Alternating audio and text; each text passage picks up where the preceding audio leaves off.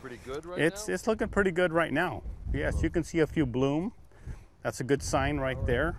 The cantaloupe plants are thriving on Joe Del Bosque's California farm. But Del Bosque is worried, not about the melons, about having enough workers to harvest them.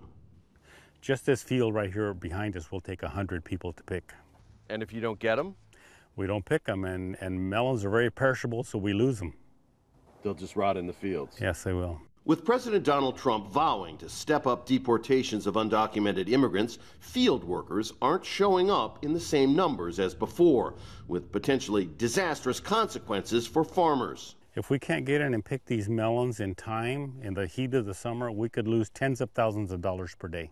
Del Bosque says he's invited Trump via Twitter to come see for himself. I don't think that he understands it, and I'd be very willing to host a visit from him to come out here and learn about it, because all of the fresh fruits and vegetables that you eat, that everybody eats in the nation, is all picked by hands, and almost all of it's picked by immigrant hands. While farmers here are concerned they won't have enough workers to harvest their crops, the workers are frightened that under Trump's new policies they may wind up being deported. In a nearby farming town, two workers wait for a ride to the fields.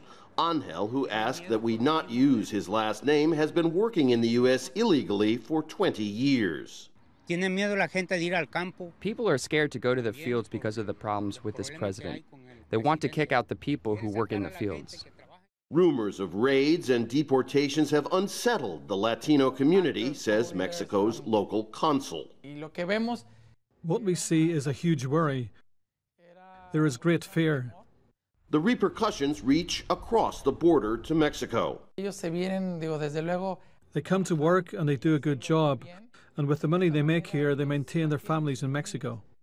Many heavily agricultural counties in central California voted heavily for Trump, who promised farmers relief from environmental regulations. Now they may suffer instead, and so will American consumers. Those who voted for him will have to pay more for their food. They will have deported the ones who feed them. But because of their vote, we have to suffer too. Yes, that's the truth. A lesson in the law of unintended consequences. Rob Reynolds, Al Jazeera, FIREBAUGH, California.